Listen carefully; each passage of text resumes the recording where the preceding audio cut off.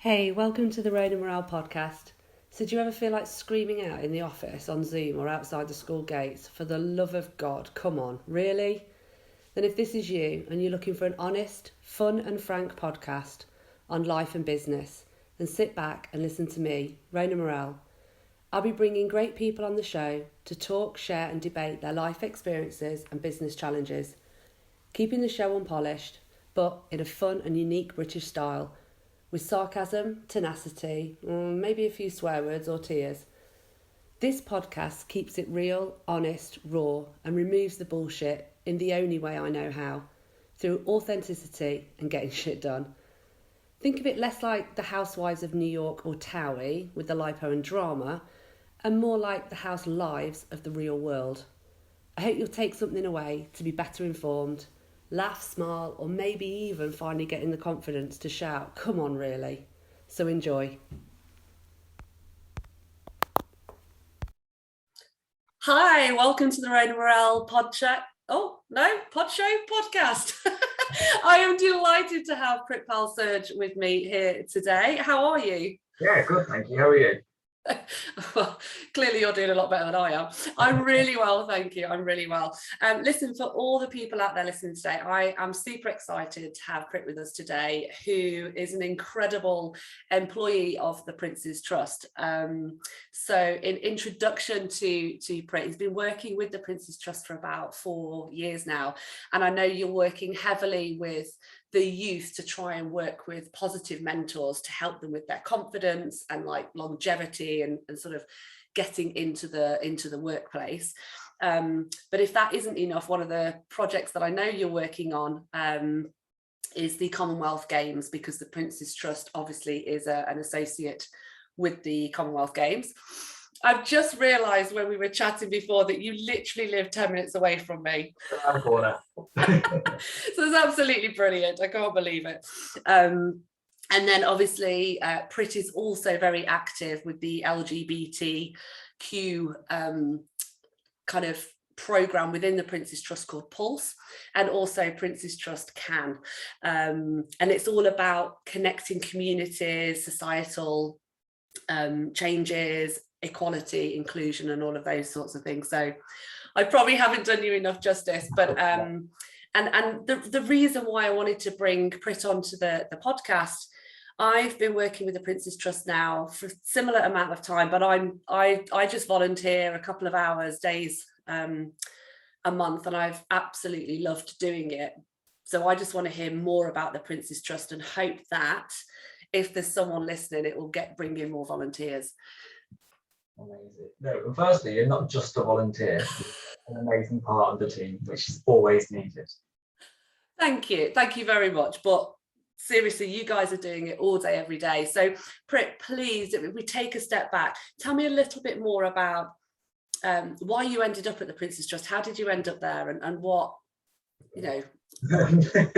So I'm a proper people person. I'll talk to anyone. Even if they're walking through the streets, and all my neighbours know that if Brit's out in the street walking his dogs, he's going to come and talk to you, because that's the person I am. So did my degree back in social work, finished that in 2015. And then I thought, okay, let's go down a clinical route. So I was a bit of an addiction therapist for a couple of years in Birmingham, which was amazing. It was just so interesting, the things that you see. And again, getting volunteers in that organisation to help support other service users that were with us at that time. So it's proper peer-to-peer volunteering, which I found was so important when you're in that kind of position, where somebody that's been in that position with an addiction can help somebody much better than I could if as I hadn't. I thought, right, time for a bit of a change. Let's see where else I can go and support some more volunteers, support some more causes. And so stumbled along the Prince's Trust, applied here thinking, oh God, they're not going to have me. I haven't got enough to go there with. But yeah, started at the Prince's Trust back in 2017, I want to say now, September 2017. So we also joined the same year. There you go. And I still haven't met you. That's not a bad thing. Yeah, and I started on the volunteer secondments team, so working on our education programs, Mosaic and Enterprise Challenge, so trying to get relatable role models and volunteers from around the West Midlands into schools in the West Midlands, obviously, to be inspirational speakers and inspirational role models for young people in secondary schools growing up, to look at their confidence, to look at their resilience. I absolutely loved it. I found a jackpot of a job. And it was just the part that I love about my job is going through it now for 4 years. It's seeing the change of young people throughout the process of working with a volunteer, but at the same time, it's seeing the process of a volunteer change throughout that time as well. Like, you have a really quiet volunteer that starts with you, same as a young person. By the time you finish your training and they finish their year in that school, you can't shut them up. They're just constantly talking. And actually, that's the best kind of volunteer that you want to see. You want to see them grow as a person. And it's kind of a bit of a tick in my book to say, yeah, actually, I'm glad we got to support you as well as the young people. Yeah. So, I mean, even I didn't know that the Prince's Trust did that. So if there was anyone listening and thinking, oh, well, so how could I get involved as a volunteer in doing that? What sort of person do you need, and what's the training? So in terms of volunteering in education, you really need to be a person pleaser and wanting to work with young people, especially those that are in school and wanting to give back to them. We are always looking for volunteers at the Prince's Trust throughout the UK, especially in our education programs, and they're always obviously academic years, so from September to July. Obviously, there's volunteer training that you have to go through, such as safeguarding, because we're working with such young people. But then you learn the ins and outs of how to be a mentor at the Prince's Trust. You learn about what Prince's Trust is about, and that ethos that we started with.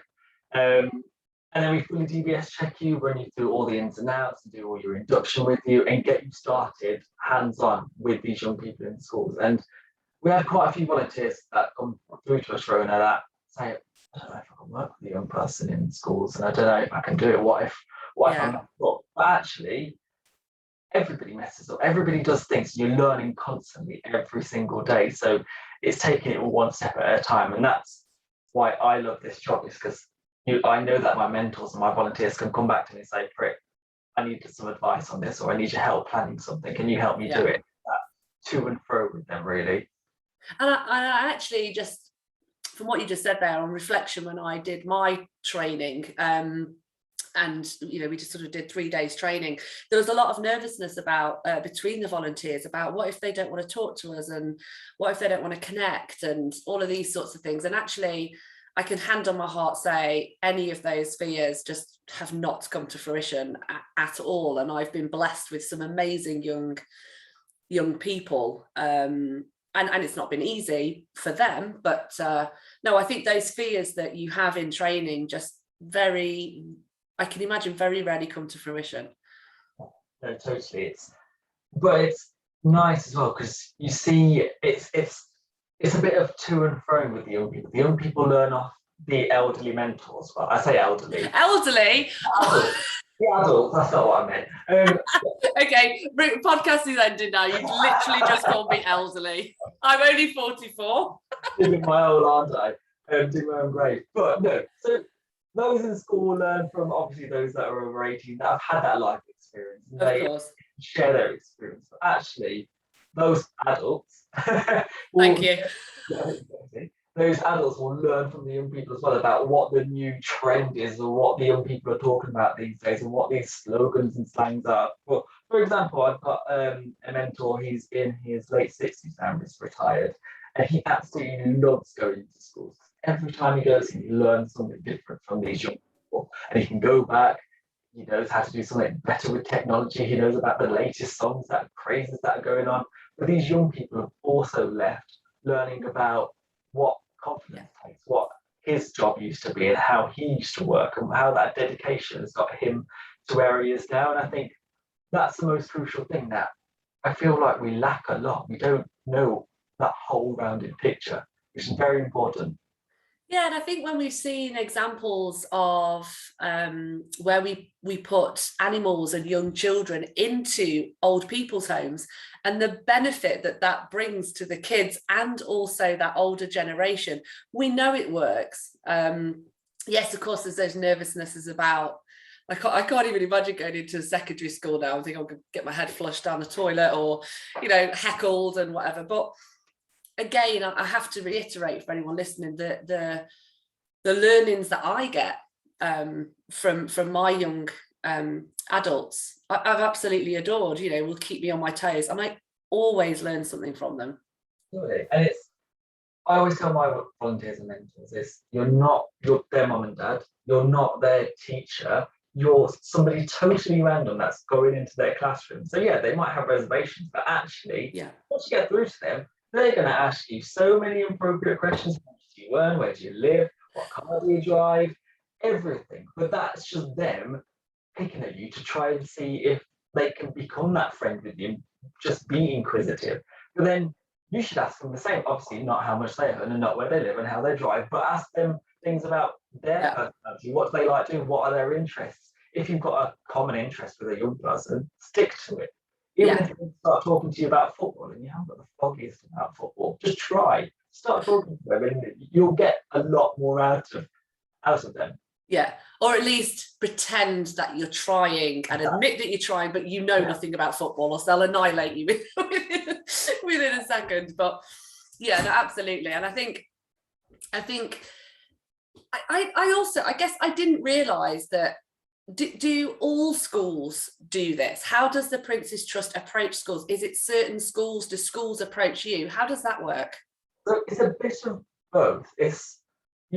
When I first started, we had about 20 schools on our books for both programs, and it's a lot of talking to each other. The teachers talk to each other. We used to do a lot of teacher conferences where they all got together and spoke about what's going great in their school and who else they could, because a lot of schools are academies now. So because one academy is doing it, they tell them in the other academies and they all want to do it. But at the same time, if we find a school in a certain area, actually we really need to target that school, or we haven't got a school in that area, then we'll just go and approach them and say, we've got this going on. Here's a testimonial from the other schools that have taken part in it. But yeah, we're always looking for schools, we're always looking for mentors. Obviously, COVID happened, so we took a big hit then. Everything went virtual, and virtual mentoring is great. And a lot of our mentors say, right now, how do we get back into those schools? Because one-on-one and one-on groups as well is you get a lot more tangible outcomes from it. So now we're kind of drumming that expectation, drumming that experience back up so we can get started again in the new year. And I think as well, especially when it comes to building rapport and trust, being face to face with those students, and as somebody who's not elderly but mature, you learn to kind of I'm not going to let you forget that now, you do realize that you do learn to understand certain body languages and things like that, and it's so much harder to do that virtually than I can watch 30 students and see who's nudging who and who's, you know, it's those that are more quiet or those that really, you know, dying to ask a question. So I think and if I reflect back on, you know, your kind of educational support for jobs when you're older, it really wasn't very good. And it's that, like I said, it's that listening. Like a mentor is there to listen, your sounding board for a young person going into schools. We had in our training, for example, we tell the mentors that you might click with one young person in that school, and that your person wants to tell you about their walk to school, just because they can't tell the teacher because the teacher may not have time for them. The parents may not have time for them, or we're doing something different. So they really need to tell somebody about maybe that dog that they saw on the school walk to school. So listen to them, talk to them about that dog, because then they've got it off their chest and they know that somebody's listening to them. But at the same time, and so my mentors, you don't listen to them, they will clock on and they will tell you that, and they will log off from you as well. If they know that you're not listening to them or you're not taking part in their conversation, that will affect your relationship with them. So it's once you've built that connection with a young person, keep going at it, because you'll get a lot more from them and they'll get a lot more from you as well. No, absolutely. And I just think that, you know, there's such a wealth of knowledge out there, and it doesn't, I think for me, it doesn't and shouldn't be people, you know, who are coming to retirement or semi-retired or retired. You know, I think the more diverse the mentors can be and the younger that they can be, I think is critical, because we have such a diverse community in the UK that everyone needs to see themselves represented within the volunteering group as well. And I think that's what needs to happen more. Yeah, and it's all about that relatable role model, relatable person to talk to young people, and it's about choosing the right type of volunteer to go into the right school in their area. You don't want to just chuck something deep into a school that they don't know, and that area that they don't know of it either. And I think that's something great that we do in Mosaic Enterprise Challenge, is we match skill sets and volunteer demographics to the schools that they're wanted. Then on the other side, it's great to push the boundaries to see how it's going to work, to change. We're in the West Midlands, for example, we have some single-sex schools, so we have quite a few just girls' schools and quite a few boys' schools taking part. And some of the teachers have said, right, it'd be nice to have all girl mentors for this all-girls school, but actually we should be putting in males in that school as well. Yeah.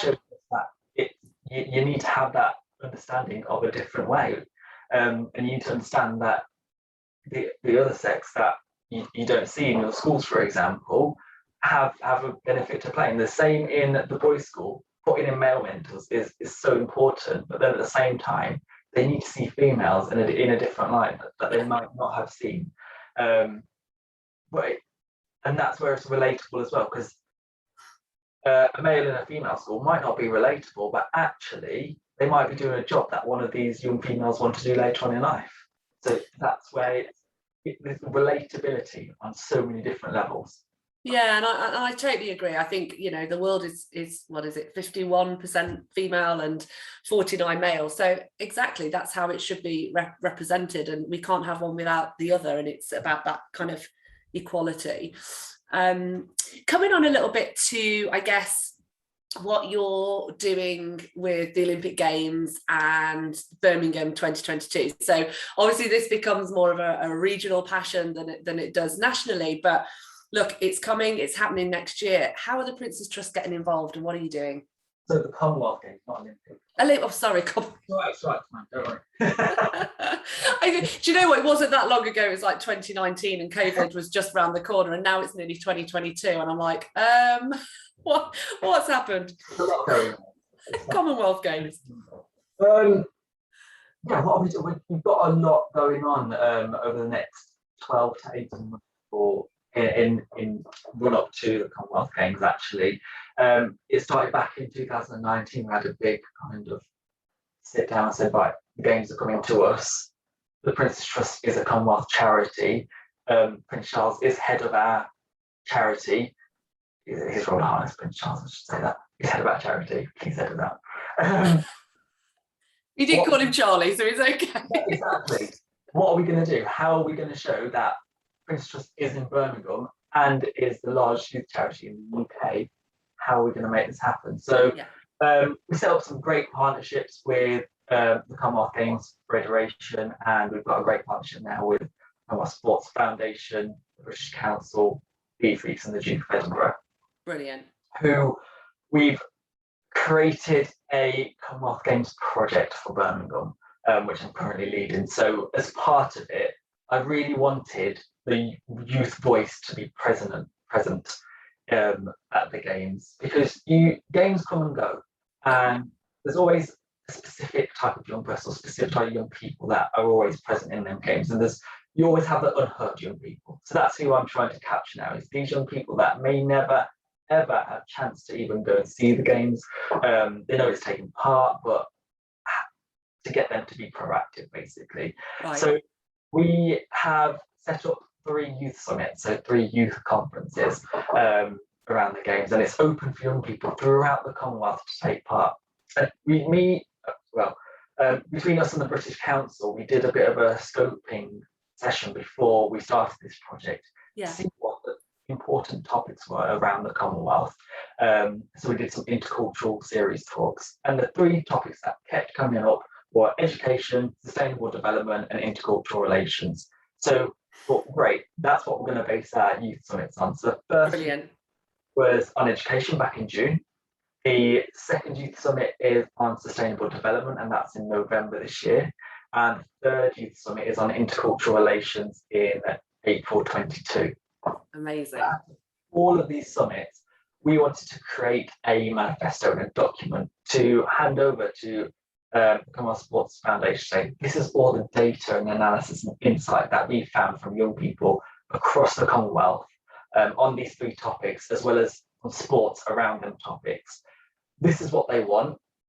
How can we work together to make this happen before the next Commonwealth Games comes, where it's going to be? So it's, at the same time, because it's the first time the Prince's Trust have ever done anything like that, I wanted to create a framework and a toolkit. So wherever the games go, you can lift and shift. Yeah, if there's a Prince's Trust entity there, why not continue what we've done? Why not do summits wherever they're going to be and continue this conversation, continue the way youth are engaging their voices? Yeah. That's one part of it. That's this four strands. Another part of it is we wanted to enhance what global citizenship meant. Yeah. So in partnership with the Kaluli Foundation, we've recruited 12 amazing young leaders who are my volunteers who sit with me at the moment. And they've all been trained up in global citizenship. So some of them are helping me on the Youth Summit. Some of them are helping me on some education work where we want to embed global citizenship more into the ethos of what we're doing at the Prince's Trust. Brilliant. But then at the same time, we really want to connect classrooms from the UK with classrooms around the Commonwealth. Yeah. Because how great would it be to have that intercultural learning from classrooms? I never got to see what a classroom in another country looked like. So I want these guys to. I want them to see what a classroom in Nigeria looks like. But again, for young people in Nigeria, they might not know what a classroom in the UK looks like. So why not? We're in this digital age now. Let's do it. Let's get these young people talking to each other. So yeah, that's where we're going at the moment. There's a lot to do. Yeah. But it's very exciting. Wow.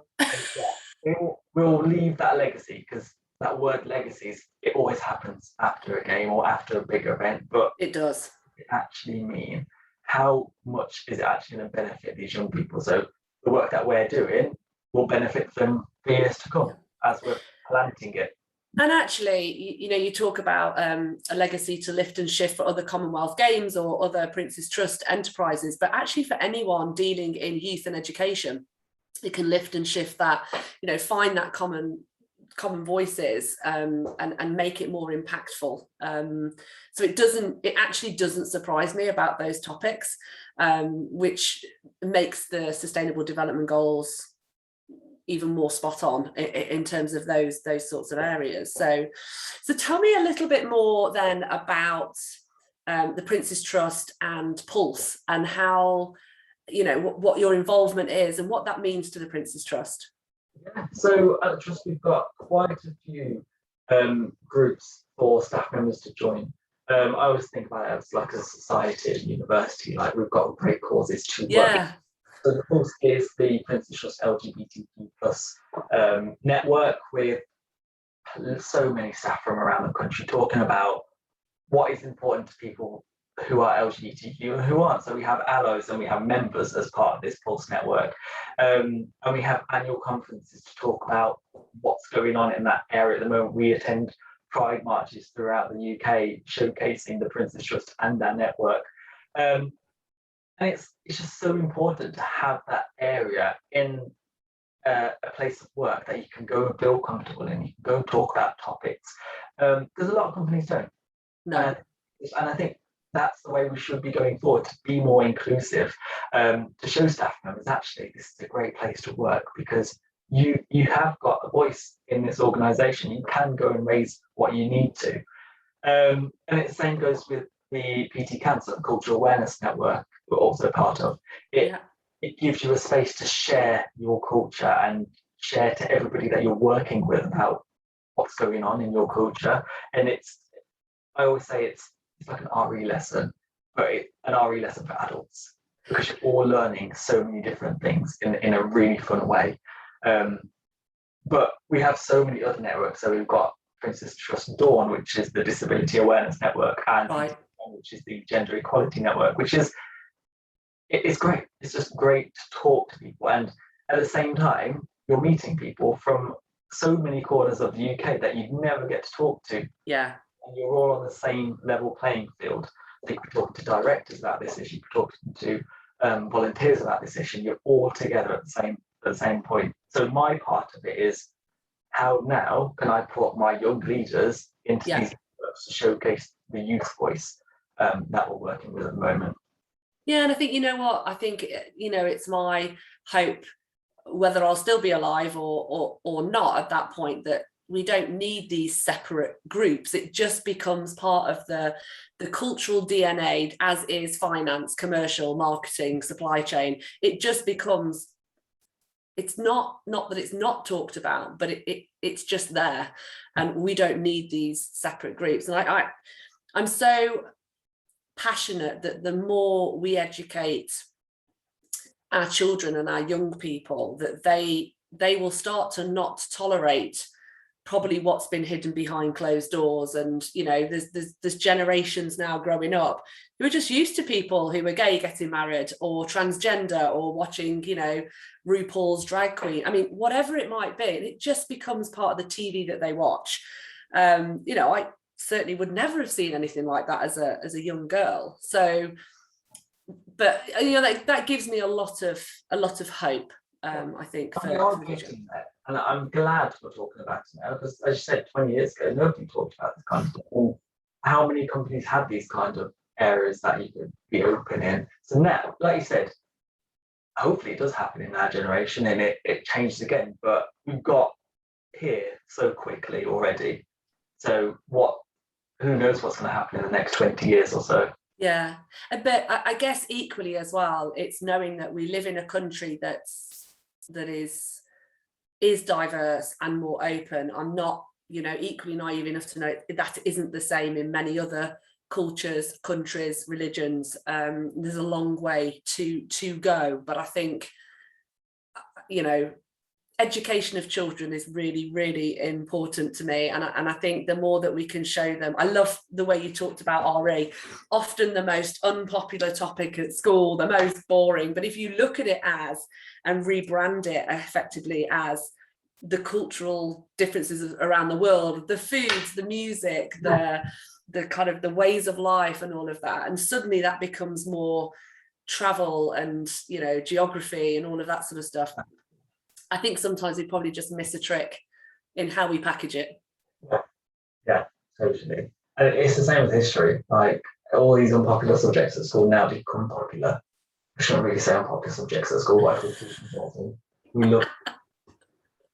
No, but you know, I've got two daughters, and you know, my youngest the other day said, "Oh, I don't really enjoy history. I don't get it." And I said, "Well, what you've got to look at is flip it on its head.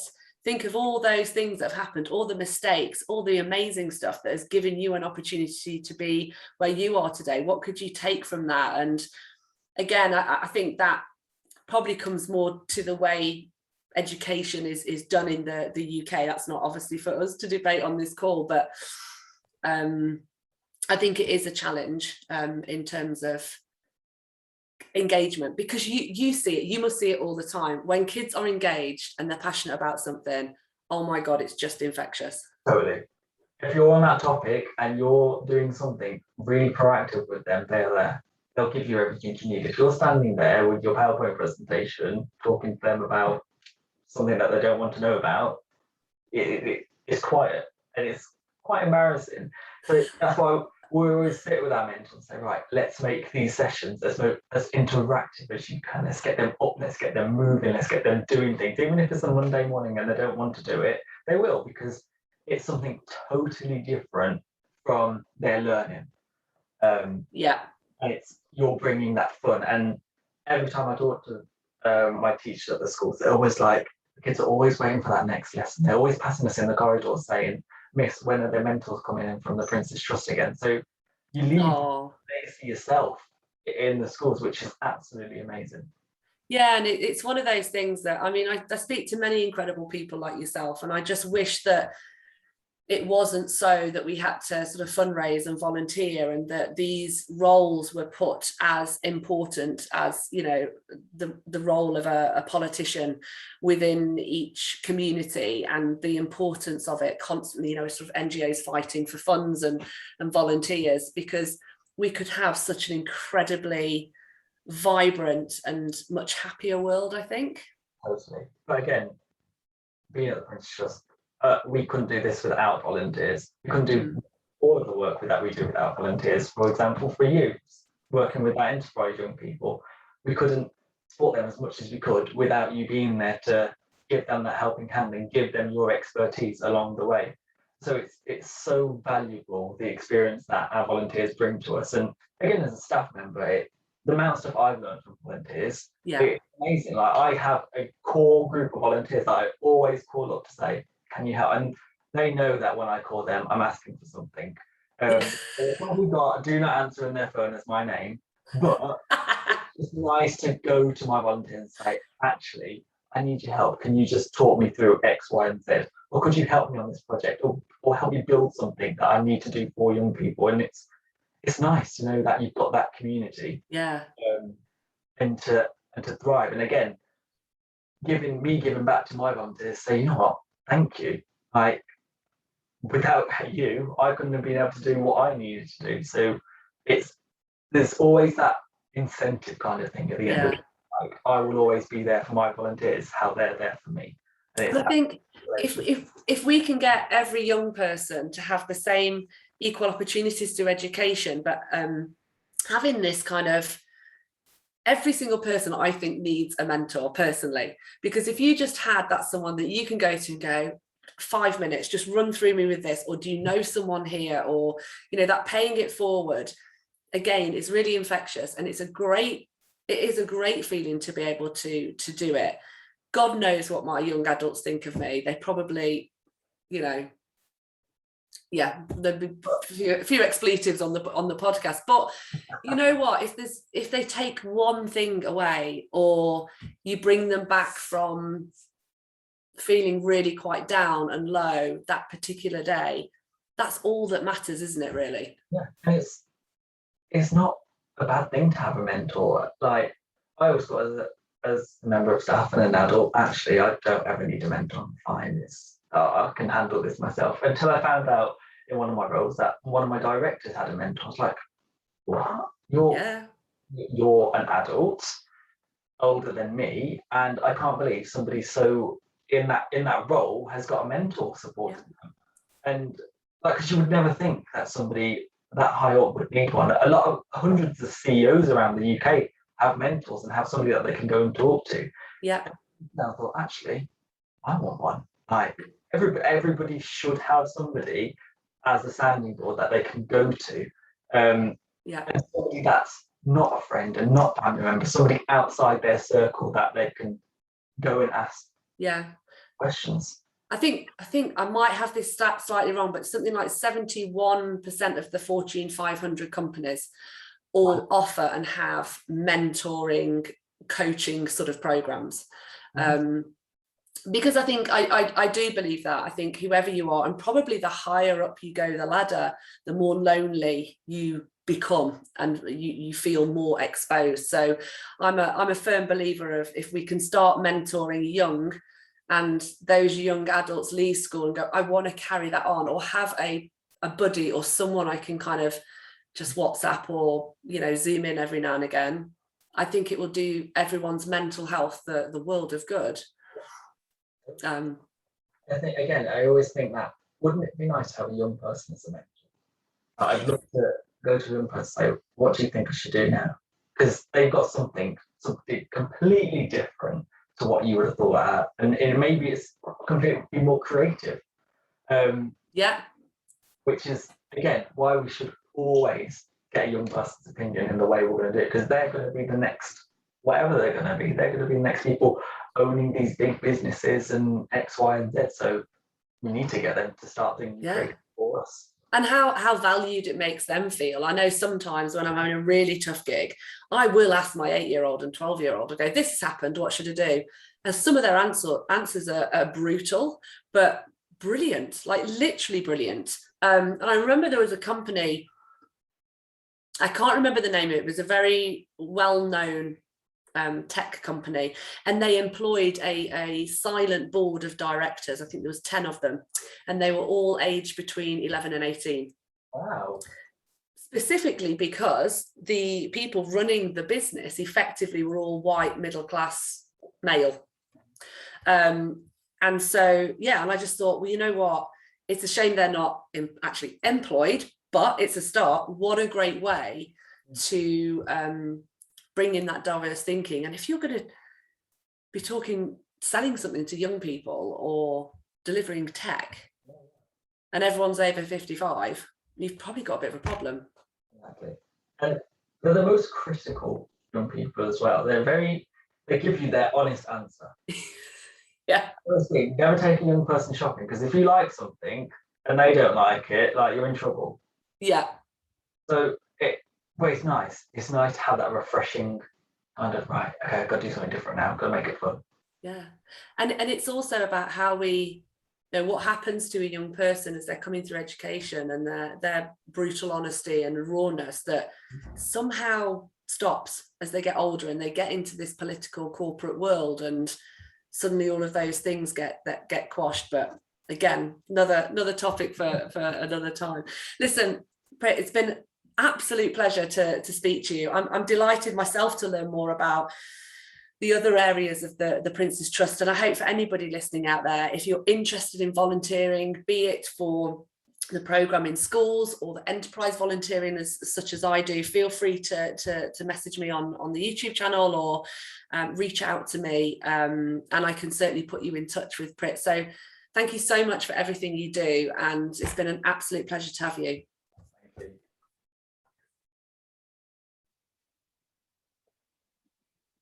So that's it. You've made it. The show's over. Thank you for being with us. I hope you've been able to take something away, maybe solve a problem, or just know you're not alone. Here's hoping it made you smile with a few laughs along the way. Please feel free to find me on all social media channels, and you can subscribe to my YouTube channel. Just search the Road and Morale podcast. Have an awesome day and see you next time.